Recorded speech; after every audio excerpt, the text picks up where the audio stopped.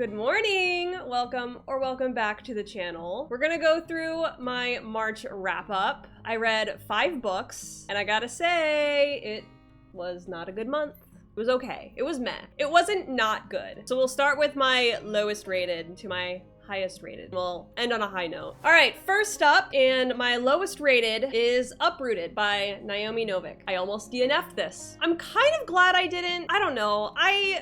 Maybe I just don't care. I don't care that I read it. I wouldn't have cared if I DNF'd it. In this, we follow Agnieszka, and she is chosen out of a handful of girls in her village to serve this dragon guy. He's a wizard, and in return for serving him, he protects the land from this corruption called the Wood. And everyone in this village thinks that the dragon is going to choose Agnieszka's best friend, Kasia. But no, Agnieszka gets chosen. And I don't know how much of the plot to tell you because the synopsis of this book is just that. And that's just what happens in the first chapter. But I will say this, Agnieszka's whole setup, growth, and studies needed way more time to develop. So Agnieszka went from having no idea she possessed magic to knowing a whole lot on how to use it very, very quickly. I wasn't a fan of the writing style. The dragon was an asshole who never talked to Agnieszka. No, he didn't talk to her. He yelled at her,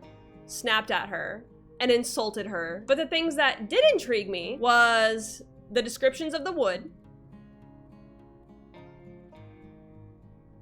Yeah, that's it. Wasn't a fan, wasn't for me. I gave it 2 stars. Okay, this next book I read was a buddy read, so it's not one that I would have originally picked up, but I kind of liked it. It was The Rose Code by Kate Quinn. All right, setting the scene, it's 1940. England is about to go fight the Nazis. Follow Osla, who is a society girl. Her boyfriend is Prince Philip, and she's fluent in German. And then we have Mab. She grew up in poverty. She's self-made. She's got the, I want to do this, so I'm gonna do it kind of attitude. And both of them meet Beth. Beth is very shy, doesn't know how to socialize, and she bends over backwards for her horrible mother. Okay, so anyways, so Osla and Mab each get their phone calls. Hey, Bletchley Park here. We want to hire you to help decode and translate enemy secrets for us because you're fluent in German and you got cool skills that nobody else has. So they start working, and then they meet Beth, and they start to see the potential in her because she's like a mastermind at crosswords. They put in a word at Bletchley Park to get her to work there, and then Beth becomes one of the park's best cryptanalysts they've ever seen. So these 3 friends have to deal with the war, loss, their job, the secrecy of their job, and it's going to tear them apart, and then one of them ends up in an asylum. And then these friends to enemies become reunited by a piece of code that reveals a traitor in Bletchley Park. So they come together to break one last code together. This one was really hard to rate because this is not a book I would have read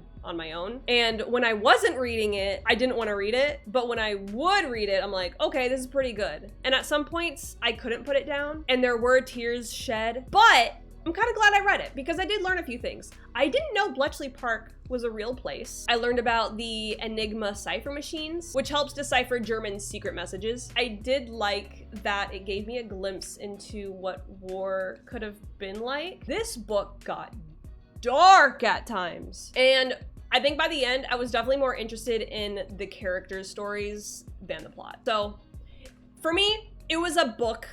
I gave it 3 stars because I didn't know how to rate it. All right, next is Bride by Ali Hazelwood. I'm gonna give Ali Hazelwood some slack here because it was her first paranormal book. I talked a little bit about this in my last video when I was doing my fantasy tier ranking, but I was expecting more from this and I wish we got more. We follow Misery Lark, who's a vampire. She's the daughter of the most powerful vampire in this region. She already had to spend her childhood with the humans to like kind of make peace between their peoples. And right when she got comfortable with her own life, doing her own thing, she gets called by her father to be put into this arranged marriage with the alpha werewolf to make peace between them. And this werewolf's name is Lo. She agrees to this marriage because her best friend actually went missing, and the only clue she has on her disappearance is Lo's initials on a piece of paper. They get married and they're trying to stay away from each other because Misery has an effect on Lo. And Misery just wants to find clues about her best friend's disappearance without Lo finding out. But certain events lead them to be closer than they expected, and then they realize that maybe something is,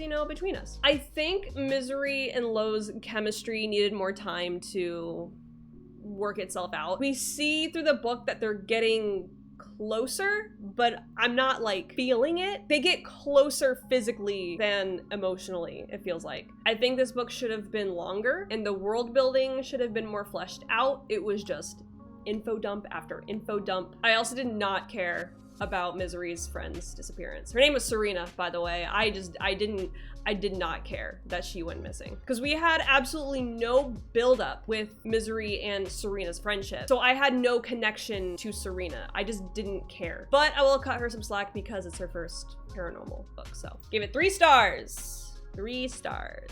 All right, getting a little bit better here. I read The Tropic of Serpents by Marie Brennan. This is book 2 of the Memoirs of Lady Trent series. This one let me down a tiny bit. The first book was better in my opinion. So we follow Isabella again, and she's ready to go on another expedition to another continent to study swamp worms. She has to face the heat, the humidity, swamps, and a swamp called the Green Hell. When her and her party get to their destination, they're invited to stay at the palace. So she has to deal with the palace gossip and politics. Okay, Tropic of Serpents. Now, this is a fantasy series, but it's not the fantasy that I am used to reading. Yes, Isabella studies dragons, but so far, and this is more apparent in this book, these are about Isabella Trent and how she navigates her world and how she deals with other people because she's doing something a woman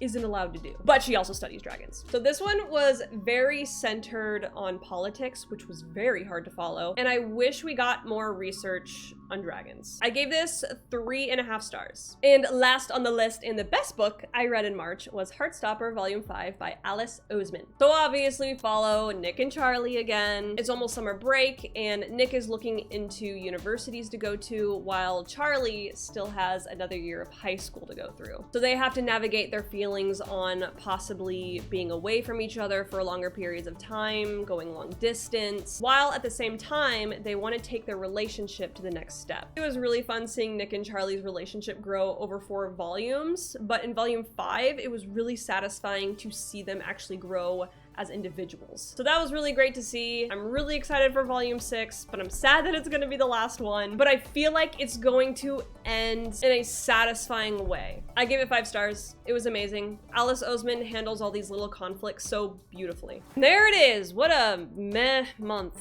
Mine is Heartstopper. Let me know if you have any different opinions on these books. And fingers crossed, April is a much better month.